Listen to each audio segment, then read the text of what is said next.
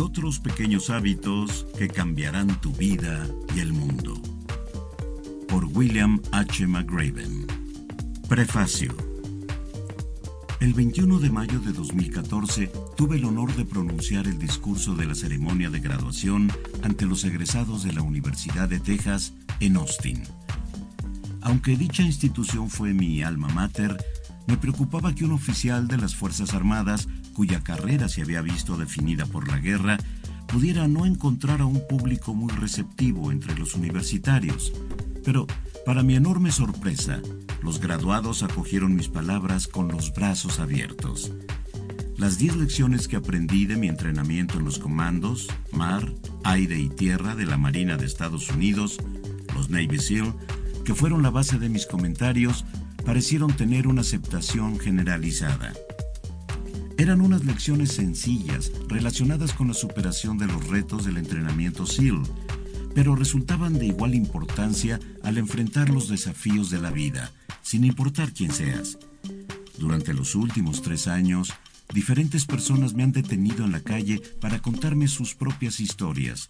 Cómo no se amedrentaron ante los tiburones, cómo no tocaron la campana o cómo hacer su cama cada mañana los ayudó a sobrellevar momentos difíciles.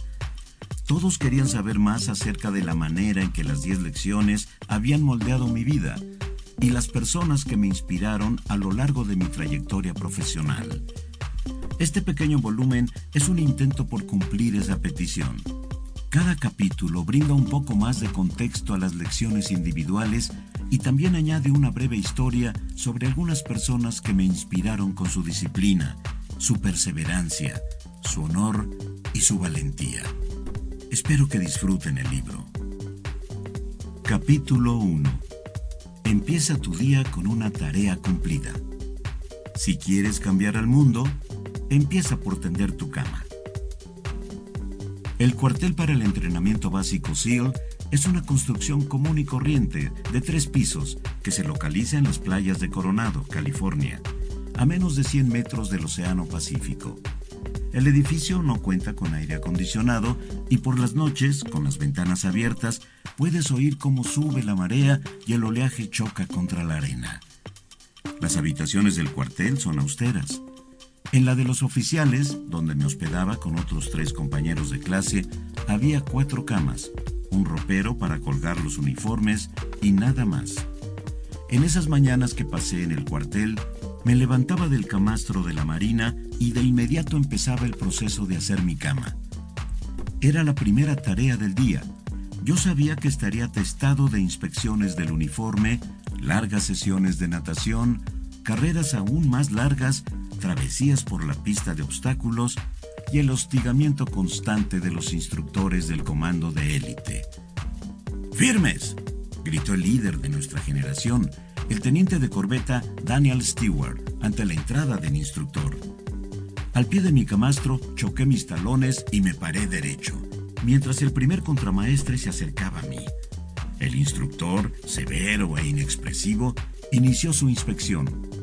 Revisó el almidón del gorro de mi uniforme verde para asegurarse de que mi cubrecabezas de 8 lados estuviese limpio y bien firme.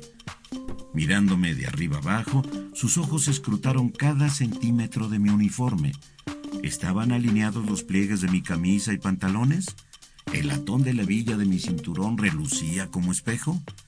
¿Mis botas estaban lo bastante lustradas como para que él pudiera ver sus dedos reflejados? Satisfecho de que yo hubiera alcanzado los elevados estándares que se esperaban de un SEAL en entrenamiento, pasó a inspeccionar la cama. El camastro era tan escueto como la habitación, no más que una estructura de acero y un colchón individual. Una sábana cubría el colchón y sobre esta había otra más. Una cobija de lana gris firmemente metida bajo el colchón proporcionaba la calidez necesaria para las frescas noches de San Diego.